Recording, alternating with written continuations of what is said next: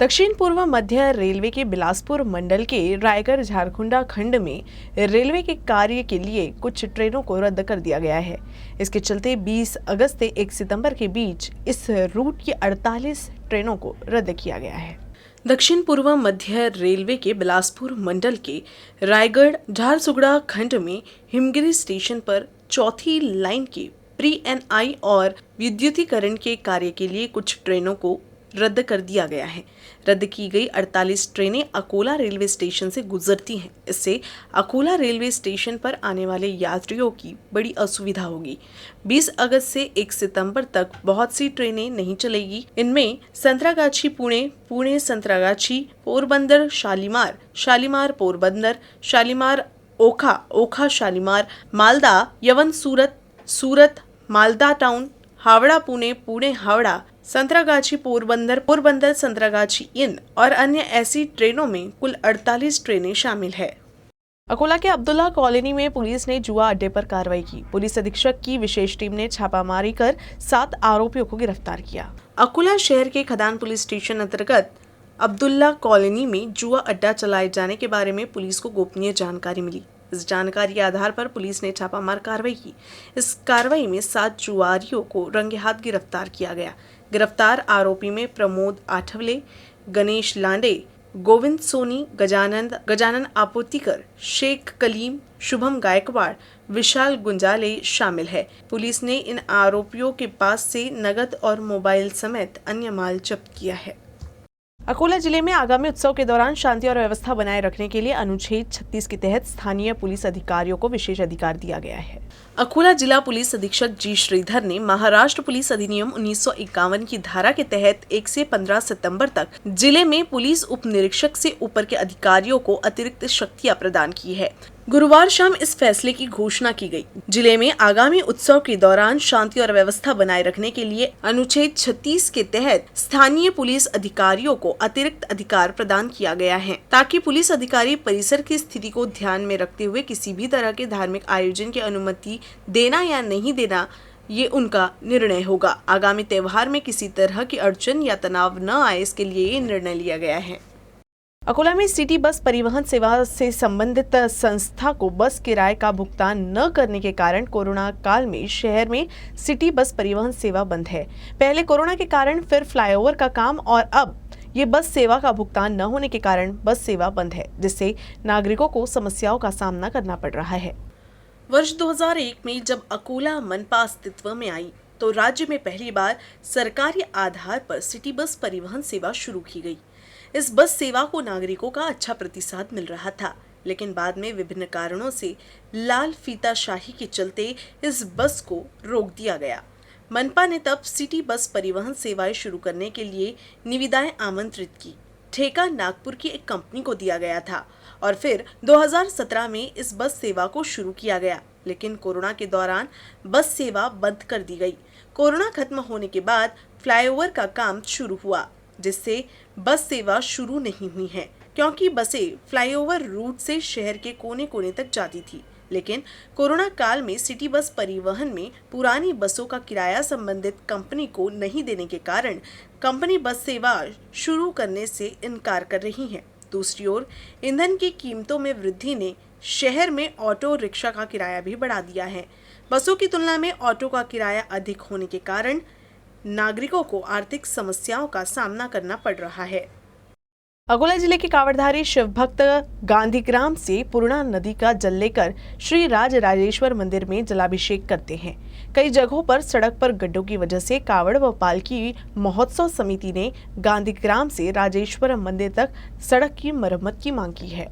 22 अगस्त को होने वाले कावड़ पालकी महोत्सव के अवसर पर गांधीग्राम से राजेश्वर मंदिर तक की सड़क में कई जगह गड्ढे हैं, जबकि गांधीग्राम से राजेश्वर मंदिर तक की सड़क में गड्ढों की वजह से शिव भक्तों का पैदल चलना मुश्किल होगा। इसीलिए इस मार्ग के गड्ढों को भरने की मांग करते हुए निवेदन दिया गया। आम्ही शांतता समिती सारे पदाधिकारी यंदा आपल्या जिल्हा अधिकारी साहेबांना आपण निवेदन देण्यात आलेलं आहोत, कारण की अकोल्याचे आराध्य दैवत श्री राजेश्वर महाराज व त्यांचे इकडले सारे आपले जे पालखी व कावड महोत्सव तर यावेळेस आहे 4था सोमवार येताना आपल्याला तिथून गांधीग्राम ते अकोला जे रस्त्याचं बांधकाम आहे ते खूपच खराब आहे. त्यामुळे अजून आपल्याला जेवढे पण रस्ते आहे पुरं तुटेले आहेत. अर्धे झाले अर्धे नाही, अर्धे झाले अर्धे नाही असं नाही आहे. अजून तिकून येताना आपल्याला जेवढे आपण पहिल्याच्या पलीकडेनं पुढे काही मटणचे दुकान वगैरे हे ते आहे, त्याकरिता आम्ही कलेक्टर साहेबाला निवेदन द्यायला आलो की त्यांना फक्त ते आमचं जे रस्त्याचं आहे ते बांधकाम पुरं करावं आणि ते दुकानाचं काहीतरी त्या दिवशी बंद ठेवावं, हेच आमची विनंती आहे कलेक्टर साहेबाला. स्वास्थ्य व्यवस्था पिछले 2.5 साल से कोरोना से लड़ रही है। वहीं अब राज्य में दुर्लभ और घातक बीमारी स्क्रब टाइफस के प्रवेश को लेकर स्वास्थ्य विभाग हाई अलर्ट मोड पर है। स्क्रब टाइफस राज्य के लिए एक बहुत ही दुर्लभ बीमारी है और इस बीमारी के मरीज केवल अफगानिस्तान, पाकिस्तान, जापान, इंडोनेशिया और रूस में पाए जाते हैं, जबकि हमारे देश में इस बीमारी के 1 या 2 मामले हर साल हिमाचल प्रदेश में सामने आए हैं। हालांकि बुल्ढाना जिले के खामगांव में 1-2 नहीं बल्कि 7 मरीज मिले हैं, जिससे हड़कंप मच गया है। महाराष्ट्र के बुल्ढाना जिले में 1 नहीं बल्कि 9 स्क्रब टाइफस के मरीज मिले हैं। वहीं अकेले खामगांव तहसील में 7 मरीज पाए गए हैं, जिसके चलते स्वास्थ्य विभाग हाई अलर्ट मोड पर है। खामगांव तहसील के एक स्क्रब टाइफस रोगी का अकोला के एक अस्पताल में इलाज चल रहा है, क्योंकि उनकी हालत बहुत गंभीर है। खामगाव तालुक्यामध्ये सामान्य रुग्णालय खामगाव आणि काही खाजगी जे रुग्णालय आहे तेथील तज्ज्ञ डॉक्टरांनी आपल्याकडे स्क्रब टायफसचे एकूण 9 रुग्ण संदर्भित म्हणजे आपल्याला माहिती दिली. या 9 रुग्णांपैकी 6 रुग्ण हे खामगाव तालुक्यातील आहेत आणि 3 रुग्ण हे शेगाव तालुक्यातील 2 आणि जळगाव दामोद तालुक्यातील 1 असे आपल्याला माहिती दिलेली आहे. आणि ह्या 9 पैकी 3 रुग्णांना डिस्चार्ज मिळालेला आहे. एकूण 6 रुग्ण हे उपचाराखालील आहेत. एका रुग्णाला त्यापैकी अकोला येथील वैद्यकीय महाविद्यालयात संदर्भित केलेला आहे. अकोला के श्री राजेश्वर मंदिर में कृष्ण जन्माष्टमी उत्साह के साथ मनाई गई। अकोला शहर में बड़े श्री राम मंदिर के साथ साथ तोशनीवाल लेआउट के श्री कृष्ण मंदिर में जन्माष्टमी रात 12 बजे के बीच भक्तिपूर्ण माहौल में मनाई गई। इस अवसर पर महिलाओं ने पालना हिलाकर श्री कृष्ण के जन्म का स्वागत किया। अकोला शहर के सभी प्रमुख मंदिरों में श्री कृष्ण जन्माष्टमी धूमधाम से मनाई गई। इस अवसर पर विभिन्न कार्यक्रमों का आयोजन किया गया।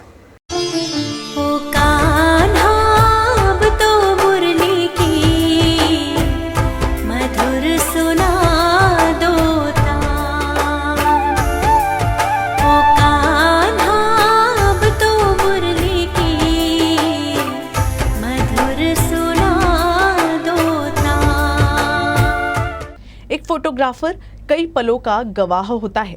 वो हमारे सुख दुख के हर प्रतिबिंब को पकड़ लेता है। दुनिया को प्रभावित करने की खूबी एक फोटोग्राफर के पास होती है। इन फोटोग्राफरों को नए सिरे से जानने और उनके काम की सराहना करने के लिए विश्व फोटोग्राफर दिवस पर अकोला शहर में फोटोग्राफरों के कैमरे की डिंडी निकाली गई।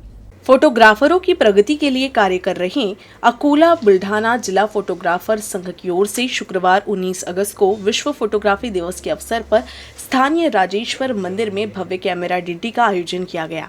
सभी फोटोग्राफरों ने अपने कैमरे के साथ इस कार्यक्रम में भाग लिया।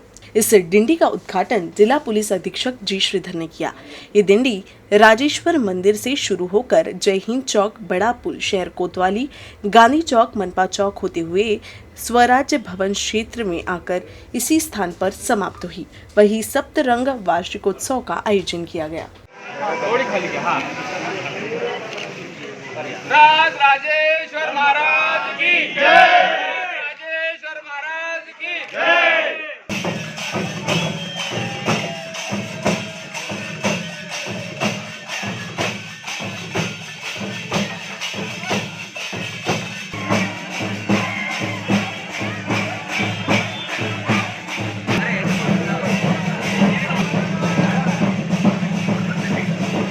अमरावती जिले में कृषि मंत्री के दौरे से पहले किसान संगठनों के बैनर देखने को मिले। इस बैनरबाजी से कृषि मंत्री के प्रति किसानों का विरोध देखा गया। राज्य के कृषि मंत्री अब्दुल सत्तार शुक्रवार को अमरावती जिले के दौरे पर थे। उन्होंने जिले के धामनगांव रेलवे तहसील के बोरगांव धांधे, कासारखेड़ और रायपुर क्षेत्र में भारी वर्षा से प्रभावित क्षेत्रों का निरीक्षण किया, लेकिन उनकी यात्रा से पहले स्वाभिमानी शेतकरी संगठन द्वारा बैनर लगाया गया, जिसने सभी का ध्यान खींचा। शिंदे फडणवीस सरकार में बुलेट ट्रेन के लिए फंड तो तुरंत मिल जाता है, लेकिन बारिश से प्रभावित किसानों को मदद कब मिलेगी?